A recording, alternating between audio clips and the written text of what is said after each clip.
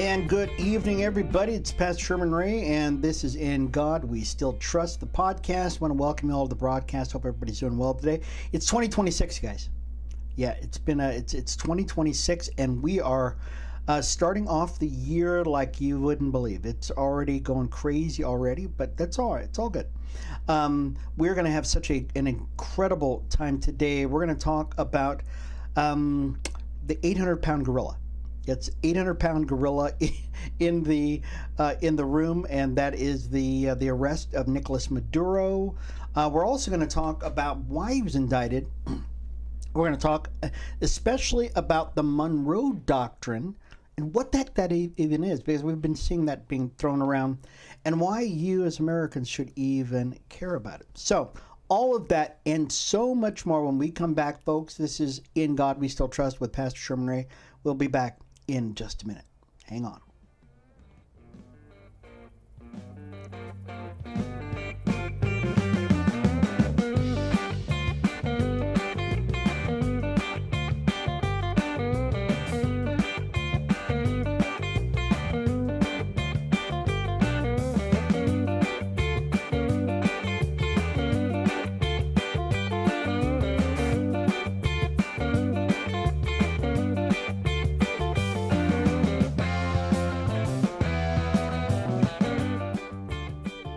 Folks, we are back. Folks, this is Pastor Sherman Ray, and this is In God We Still Trust. I hope everybody had a great New Year's. I know we did. We actually had a really good one. Spent some time together, me and the lovely Mrs. Ray, and just kind of relaxed a lot. And so I was very excited about that, just kind of hanging out. That was, we live in Las Vegas. So when you live in Vegas, anything could happen. And, of course, it rained. It was crazy. The fireworks were all over the place.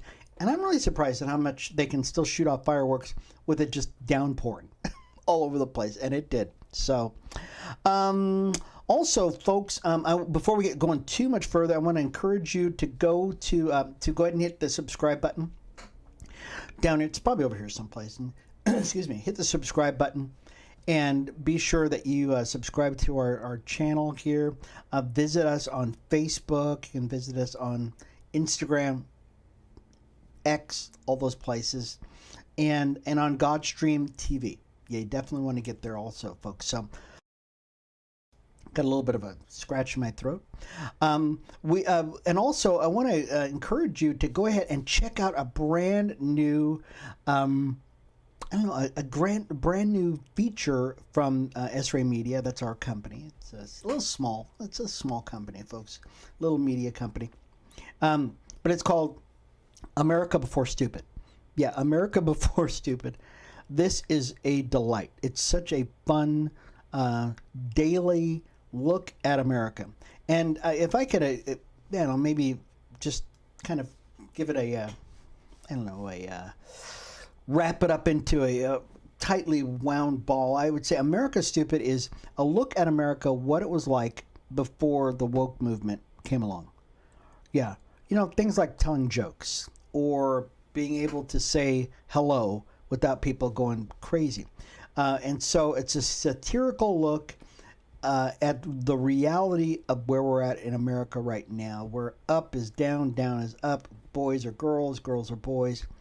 And we wrap it all in a package called America Before Stupid. And there's also a Saturday edition of America Before Stupid, and it's called Mr. and Mrs. A. And Mr. and Mrs. A is a cartoon strip, and it comes out, once again, a satirical look at what's going on in the world. So you've got to check it out. So let's talk about what's going on here today, folks. You probably saw it already. Nicolas Maduro, the illegitimate leader, dictator of Venezuela, was arrested this weekend. And this was a crazy, crazy thing that happened. As a matter of fact, I'm going to read this for you. It was this is an AP story, and it says that for months the U.S. military has been amassing a presence off of Venezuela, off their coast, and conspicuously blowing up alleged drug trafficking boats and killing occupants, it says. At the same time, U.S. intelligence agencies were carefully studying the country's authoritarian president, Nicolas Maduro, learning minute details such as his eating habits, where he slept, all that kind of stuff. Well, what happened, I'm going to make it really short. 1 a.m. on Saturday, the Trump administration gave the go-ahead for Delta forces to go in and to enforce an indictment, a capture order against this guy. And when it went into force, folks, guess what happened? 45 minutes later, they had Maduro on a flight coming out of Caracas, Venezuela, heading towards Guantanamo Bay, and then here to the United States. And so this was met with all kinds of ups and downs and ins and outs. But very quickly, folks, Nicolas Maduro, for the last 15 years, has been the drug lord in Venezuela. He has been warned by the Trump administration for literally weeks now, months and weeks, to say you need to leave the country. You've been in power for 15 years. You've been using your position as the illegitimate leader of this country to prop up your own little fiefdom, and in addition to your own little fiefdom, you've been sending drugs all over the place. And while he's sending drugs all over the place, they're coming to America in the form of cocaine, fentanyl. He's been killing people, he and his wife. And this is the thing. There was an indictment. There was an indictment against this guy. And when this indictment came across, it was big. It was a and I'm going to read the indictment here in just a second. But here's what happened with the people of Venezuela. They were excited, folks. This you can check this out. The people of Venezuela were jumping up and down for joy. These are some of the pictures of some of the folks jumping up and down for joy in the streets of and this is in America. This is not in Venezuela because they're still kind of fearful there. But the people in Venezuela are just too excited to find out that Nicolas Maduro is in jail here in the United States. He will be, I believe, on Monday, that he is going to go before our courts here and begin to have his initial arraignment. And when we come back, folks, what we're going to do is we're going to read that indictment, and we're going to tell you what was going on with Nicolas Maduro, because this guy is just nuts. I mean, there's just no way that we can imagine that a guy like this could actually stay in power for as long as he did. But we got to find out why he was deposed and why he was indicted.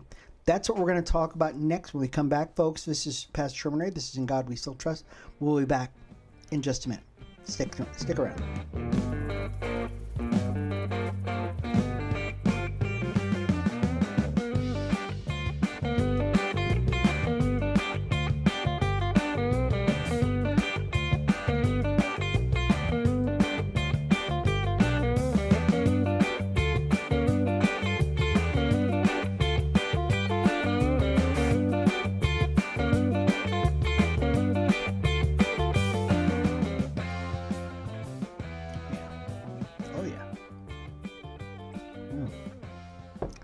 Well, folks, we're back, folks. This is Pastor Sherman Ray, and this is In God We Still Trust. Once again, folks, I really encourage you, if you like what you're seeing on the show here today, and you're getting informed, maybe some things that you're hearing today, or you're going to hear today, you're not going to hear it on the mainstream news. You're just not going to hear it. Matter of fact, my wife and I were talking about this, that what you're hearing now a lot about is you're hearing about Marjorie Taylor Greene, and you're hearing about Democrats talking about this, that, and guys, that's wonderful, but most Americans, they're not listening to that. They don't. Most Americans, their eyes are just not on that ball.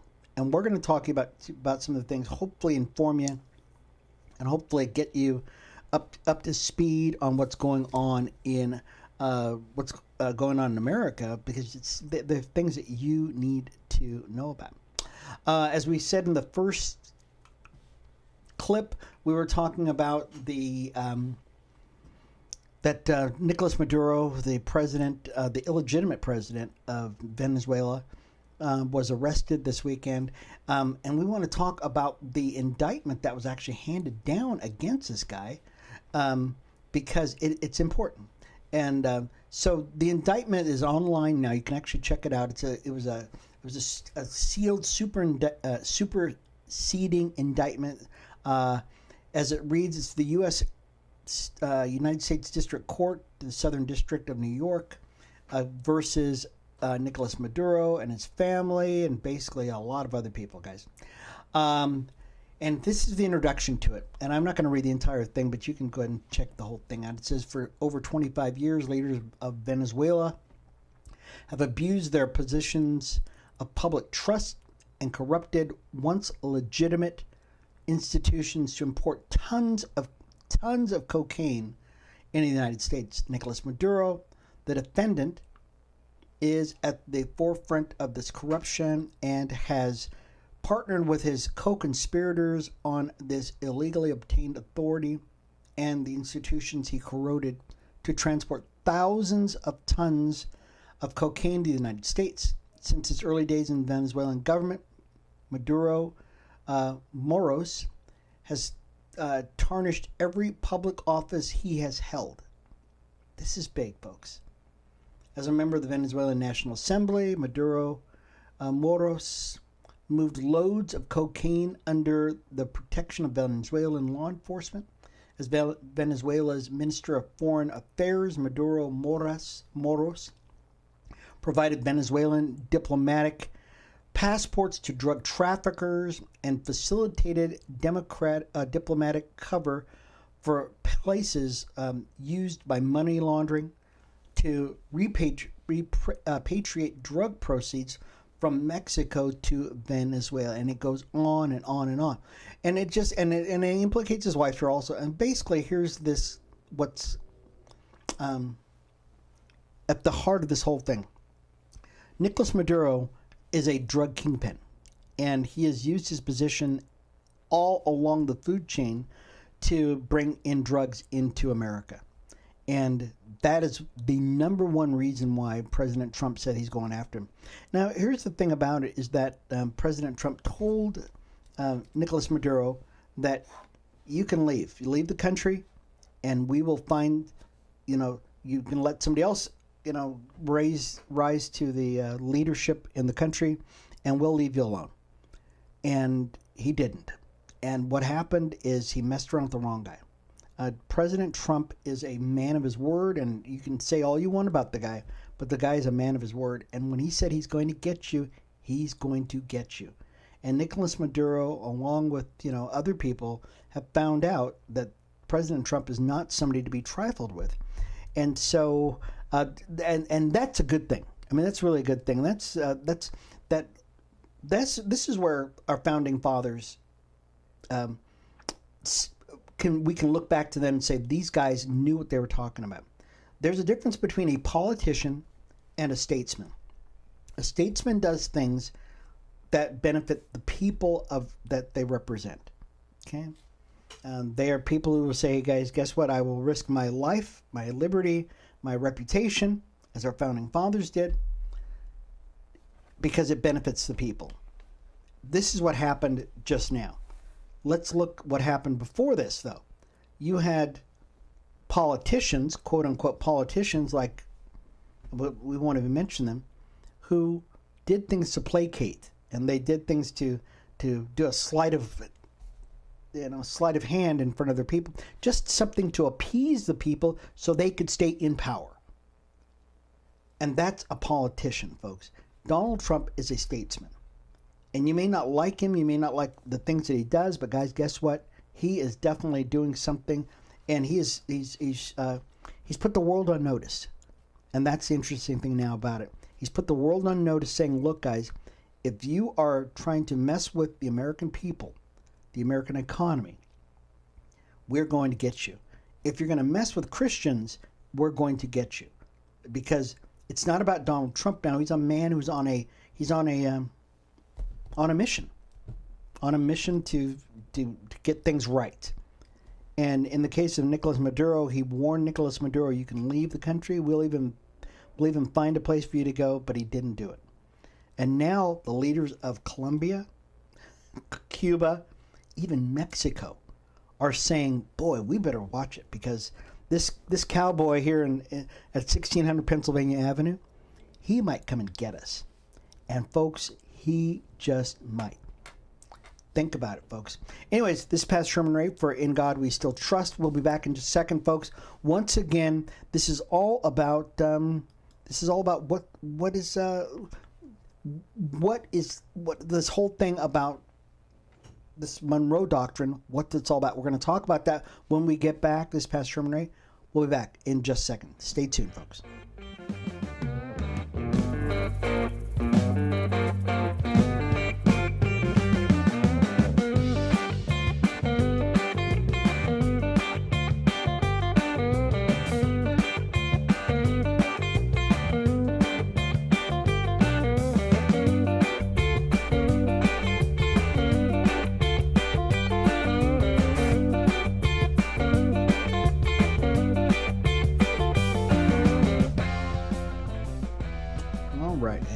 Back, folks. This is Pastor Sherman Ray, and this is In God We Still Trust.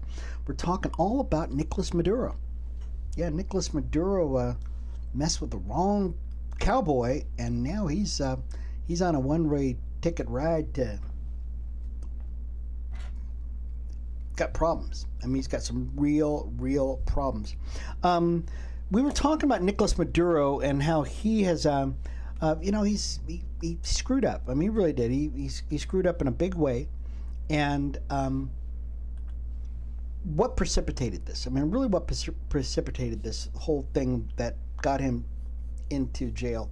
Well, one, he started dealing drugs and started shipping them here to the United States. Well, back in 2020, the Biden administration, no, I think it was in 2025. No, it was January of 2025. The Biden administration put out or had a bounty out upon him to get him arrested. Now, the initial bounty was $15 million, but the Biden administration upped it in January of 2025. This is interesting. In January of 2025, they upped the initial $15 million bounty for the capture of Nicolas Maduro up to $25,000 or $25 million. So Democrats were already on board with this, and this is important, folks, that you get this under your belt. Democrats were already on board with this whole thing. They knew Nicolas Maduro was a scoundrel, and you can even talk to them now. They will talk about it now because if you want to ask if Nicolas Maduro is a scoundrel, there's unanimity. There's a unanimous approval or agreement that Nicolas Maduro is a scoundrel. It's that Donald Trump is the one who exercised and actually brought him to law or brought him to justice. That's what they're upset about. Why do we say that? Because in January, just like a year ago, Joe Biden upped the bounty on Nicolas Maduro's head to $25 million. Subsequently, the Trump administration upped it to $50 million. But the Democrats were all on board on this. And here's the crazy thing about it. And we showed this. I'm going to show you this video or this picture one more time, folks, because I think you got to see this, because many of you have seen this already before. Is that the Venezuelans as soon as they found out that Nicolas Maduro was being arrested, they're jumping up and down in Miami, in Florida. This is the scene down in look at this, folks. These folks are excited about this. They're jumping up and they're doing the dance, and they're saying, in my lifetime, I never thought this would ever happen. So, but if you look at Democrats they hate it. They hate the fact that Donald Trump is the one who brought Nicolas Maduro to heel. I'm wondering why. These are the same people, and I'm going to say it because I know a lot of people have been thinking about. This is the same thing that happened during the 1940s when the Nazis were invading Poland. They were rounding up the Jews by the hundreds of thousands and sending them off to internment camps. I bet you these Democrats today, these liberals today, are the same people that would say, "Nah, let them sit there. Let them sit there in their quagmire. Let these Venezuelans who have been persecuted, let them, these Venezuelans who are, some of them are eating trash, let them suffer under the thumb of Maduro rather than Donald Trump go in and free them." These are the same people, these anti-Semites, that would do the exact same thing, because they would have done it to the Jews then, because they're doing it to the Venezuelans today. That to me is a shame. Alexandria Ocasio-Cortez, Chuck Schumer, guys like that, Hakeem Jeffries, who else? What's the one lady's name? Jasmine Crockett. People like this are the same ones that are right now vilifying the president for taking out a narco-terrorist out of power in our own hemisphere. We're going to talk once again. I didn't forget about the whole Monroe Doctrine. We're going to talk about that in a second. But I don't think people are putting two and two together here. Is that these folks need to be eradicated. They need to come to justice, and we don't go around just shooting them. Notice what happened in 45 minutes. They took this narco-terrorist out of his country, brought him back here to come against a U.S. judge. So I just had to put that in this. That just a year ago, Biden put a $25 million bounty on this guy's head, and they're upset at Trump because he said he did something about it. I think it's ridiculous. So let's talk about this, guys. Let's talk about the whole. We'll spend the rest of our time talking about the Monroe Doctrine, and this is probably something that many people don't know about. They don't know what it is, but I'm going to give you a real a Cliff Notes version of it, and we'll talk about it just a little bit. But the Monroe Doctrine, you can look this up. It's really easy. Google search. The Monroe Doctrine is a U.S. Foreign policy established in 1823 by President James Monroe, thus the Monroe Doctrine, that warned European powers against further colonization or interference in our Western Hemisphere. And I want to say that again. It was established in 1823 by President James Monroe that warned European powers against further interference or colonization here in the Western Hemisphere. This is our block. Okay? Asserting the Americas were closed to new European colonies and the U.S. would stay out of European wars. Okay? You stay over there, we'll stay over here. Guys, we're good to go. Okay? That is the Monroe Doctrine. But it goes a little bit further than that. Okay? It really does. Okay? It established the U.S. as a dominant power in our own backyard, asserting separate spheres of influence for the Americas and Europe, and opposing European colonization or control over independent nations in our hemisphere. We don't want China coming over here. We don't want Germany coming over here. We don't want Spain coming over here and asserting any influence in our backyard. These are the Americas. Okay? No more colonization, no more interference. Okay? Separate spheres. Okay? Establish a distinct separation between the political systems of Europe and that of the Americas. And that's the Monroe Doctrine. But once again, I'm going to expand this a little bit. Okay? Because you're going to hear this over and over again, and I want you to be, educated about this. That there was an add-on to this, and it's called the Roosevelt Corollary. That was established in 1904.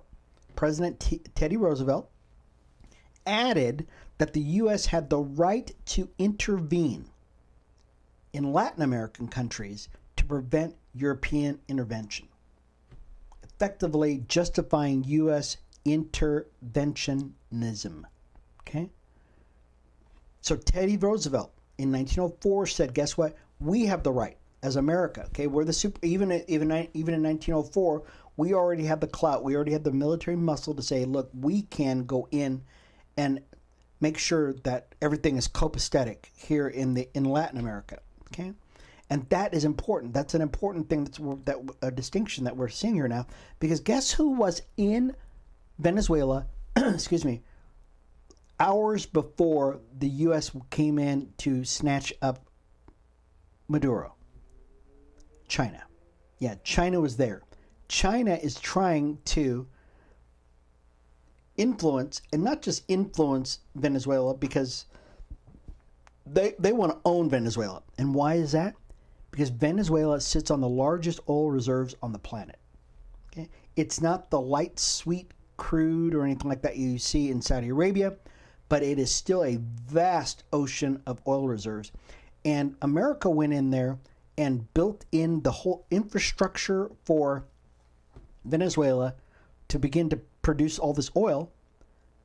And then Venezuela, when they had the takeover like some 25 years ago under, who is it, Hugo Chavez, and then subsequently you had Maduro, those oil reserves, that infrastructure was taken over. Much of it was left to sit there and, to go bad. American companies had gone in there and built that whole thing up. And then China says, because we need oil. Cuba went in because they believe that because Cuba gets like 80% of all their oil and all their fuel from Venezuela. They went in thinking they're going to control the place. You see, because Cuba, they were the ones who were, the Cuban Guard, they were the ones surrounding Maduro because Maduro didn't trust his own guys. So he had those guys in there. But China was the biggest one. China, Iran. Iran also is getting oil because Iran can't produce their own oil because we blocked them from that. So they're getting oil from them. I'm going to continue to talk about this just a little bit more about this Monroe Doctrine, and this is very interesting. What countries, where in the Western Hemisphere has America stuck its finger in, or stuck its nose into the business of different countries? And because you're going to hear a lot more about this also too. Places like Cuba, Cuba, Nicaragua, Haiti, the Dominican Republic, which is the other side of Haiti, Panama. All of these places were having issues in Latin America where leaders were going in there, juntas and people who were anti-American, and they were affecting what's going on in America. And the United States went in and they justifyingly, because under this Roosevelt corollary, that they went in and they said, look, we are going to get that power, that leader that's in there, Manuel Noriega. Many of you know about this. Manuel Noriega was doing almost as bad as Maduro as far as drug running and stuff like that. And we went in and 40,000, Bush went in with 40,000 troops, took over Panama, got Noriega out and extradited him to the United States, and then they held him on trial. He lost. He ended up spending, he had a 40-year sentence. It actually was reduced to 30 years, but he was serving it here, and then he ended up going and having to serve out the rest of his time in, I believe, part of it, I forget where he ended up back in Panama, where he ended up dying in prison there. I said all this to say this. You have seen this happen before, where you've seen America under different presidents. Bill Clinton did the same thing. You had Barack Obama did the exact same thing, where they went into other countries and they captured wanted known criminals in that country, and they were able to hold them on trial here in the United States, and they won. You have Democrats right now who are saying that the United States is doing something unconstitutional. There's no precedent for it. That the President of the United States is doing something illegal. Hogwash. It is not just hogwash. It is actually part of his Article 2 powers. Keep throwing around the word Constitution. Democrats wouldn't know constitutionality if it came up and bit them on the rear end. But they keep throwing this stuff around. I'm here to tell you guys right now something very important, that America is doing the right thing in our own hemisphere, by our own constitution.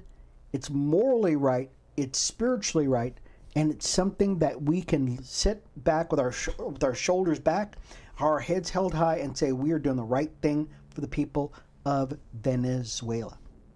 Okay. Anyways, this has been Pastor Sherman Ray for In God We Still Trust. I want to thank you all for being a part of the broadcast. I really do, folks. It's been a pleasure once again. If this is something that has just blessed your soul, just let us know. Write to us at ingodwestilltrust1@gmail.com. That's ingodwestilltrust1@gmail.com. Check us out online on our YouTube channel. Subscribe. Let everybody know that you love what we're doing here. Also, you can find us on YouTube. You can find us on our Godstream channel, Facebook, Instagram, X, all that stuff. We'll see you guys next week again for In God We Still Trust. You guys have a blessed, brand new 2026. We will see you again next week. Bye-bye.